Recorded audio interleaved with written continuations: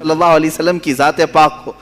میرے عزیزو، یہ بدر کے میدان ایک دو واقعات نہیں ہے، ایک دوسرا واقعہ اسی میدان کا ہے۔ دو چھوٹے بچے بھی لڑ رہے ہیں، 13 سال 14 سال کے بچے، معاذ اور معوذ رضی اللہ تعالیٰ عنہما۔ عمروں میں فرق ہو سکتا ہے، میں ایک اندازاً تخمیناً بتا رہا ہوں، لیکن تھے چھوٹے، لیکن چھوٹوں پر میدان جنگ میں جانے کا حکم نہیں تھا۔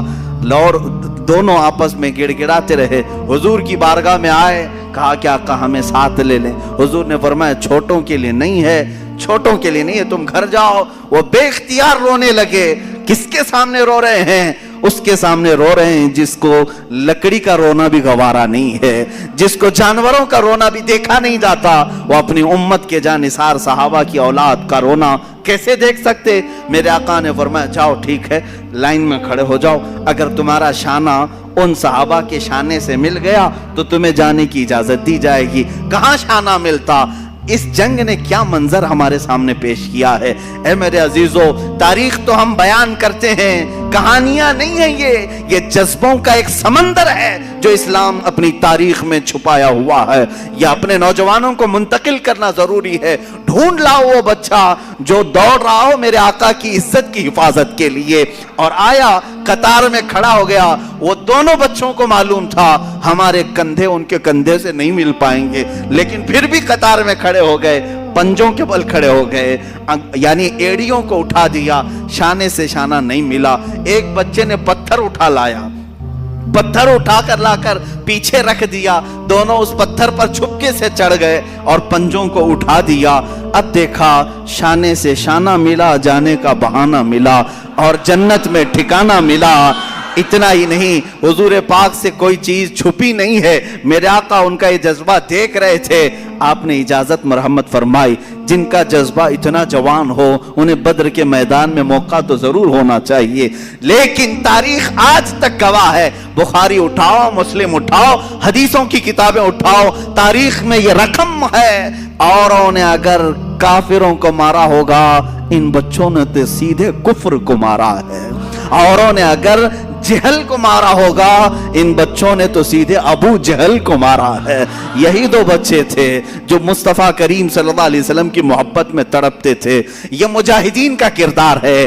جہاں میں کہتا ہوں اب آپ کے سامنے یہ دو بچوں کو میں رکھ دیا تو آپ کسوٹی پرکھ کر کے بتاؤ اے مسلمانوں، کسے میدان میں اترنا چاہیے؟ باڈی بلڈر کو، پیسے والے کو، سیٹ والے کو، طاقت والے کو؟ نہیں، مصطفیٰ کریم صلی اللہ علیہ وسلم کی عزت کی حفاظت کے لیے نہ باڈی کا ہونا شرط ہے، نہ عمر کا ہونا شرط ہے، نہ مال کا، نہ سیاست کا، بلکہ صرف جذبہ سچا ہونا شرط ہے۔ میرے آقا صلی اللہ علیہ وسلم کے لیے مر مٹنے کا جذبہ ہو تو پھر بچے بھی میدان میں آئیں تو بڑوں کا کردار ادا کر سکتے ہیں۔ ان بچوں نے جو کردار ادا کیا ہے، ابو جہل کے گھوڑے کو مارا اور نیچے گرا کر اس کے سینے پہ بیٹھ کر اس کی گردن قلم کر دی تھی، تاریخ میں موجود ہے۔ اور ان دو جوان شہزادوں نے، جوان بھی ہم کیا کہیں، ان فوان شباب، ابھی تو ان کے چہرے پر آئے بھی نہیں تھے اتنی جلدی ہی، لیکن کیا ہوا، وہ کیا کہتے تھے جانتے ہیں؟ انہیں پتا بھی نہیں تھا وہ مدینے کے رہنے والے تھے، مکہ کبھی نہیں گئے، مکہ کبھی نہیں گئے، مدینے میں رہنے والے۔ حضرت عبد الرحمن بن عوف اس جنگ میں موجود ہیں، بڑے صحابی ہیں، عشرہ مبشرہ میں سے۔ وہ کہتے ہیں یہ دو بچے میرے پاس آئے، پوچھنے لگے چچا ابو جہل کس کا نام ہے، کون ہے وہ؟ حضرت عبد الرحمن کہتے ہیں میں نے ان سے کہا تم کو اس سے کیا کرنا ہے، وہ سردار قریش ہے، وہ پہلوانوں کا پہلوان ہے، تم کیا کرو گے؟ بچوں نے جو جواب دیا وہ ہمارا درس ہے۔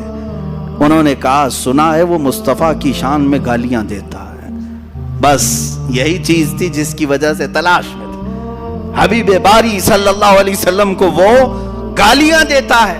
حضرت عبد الرحمن مسکراتے رہے، دو بچے ہیں اور ڈھونڈ رہے ہیں کس کو، اس زمانے کے بڑے طاقتور پہلوان کو۔ حضرت عبد الرحمن کہتے ہیں میں اسی بات چیت میں تھا کہ اچانک ابو جہل سامنے سے گزر رہا تھا، میں نے کہا بچوں وہ دیکھو وہی خبیث ہے جو گھوڑے پر جا رہا ہے۔ ان بچوں نے ابھی بات مکمل بھی نہیں ہونی پائی تھی کہ چیل کی طرح جھپٹ پڑے اس پر۔ انہوں نے یہ نہیں دیکھا کتنی طاقت ہے ان کے پاس، کتنی قوت ہے ان کے پاس۔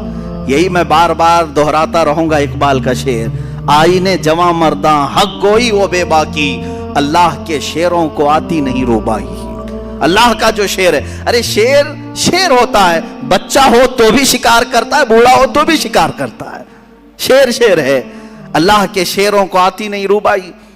حضرت عبد الرحمن بن عوف کہتے ہیں میں نے ان کی مجاہدانہ کردار کو دیکھا. ان بچوں نے سر تو قلم کیا اس کا، واپس آئے تو کیا وہ صحیح سلامت آ گئے؟ کافروں نے ان کو مارا. ایک شہزادے کے مونڈے پر تلوار ماری جو ہاتھ لٹک گیا، کٹ گیا ہاتھ پورا کندھے سے اور بغل کی چمڑی سے لٹکتا رہا. یہ منظر بھی دیکھا ہے. اس نوجوان بچے نے وہاں سے بھاگ کر کے مرہم پٹی نہیں کی، وہ لٹکتا ہوا ہاتھ ویسے ہی چھوڑا، تلوار دوسرے ہاتھ میں اٹھا لی، دوسرے ہاتھ میں تلوار اٹھائی. میاں انگلی کٹ جائے برداشت سے باہر ہوتا ہے، مونڈے سے ہاتھ کٹ گیا ہے. اس کے بعد منظر یہ بھی دیکھا گیا، اس بچے نے اپنے ہاتھ کو پیر میں دبا کر کھینچ کے نکال دیا، جو چمڑی سے لگا ہوا تھا بغل کی، نکال کر پھینک دیا. کہا مجھے اس ہاتھ کی ضرورت نہیں جو خلل اندازی کر رہا ہے. یہ دونوں شہزادے بدر میں شہید ہوئے، معاذ اور معوذ رضی اللہ تعالیٰ عنہما. ہزاروں لاکھوں سلام ان شہزادوں پر.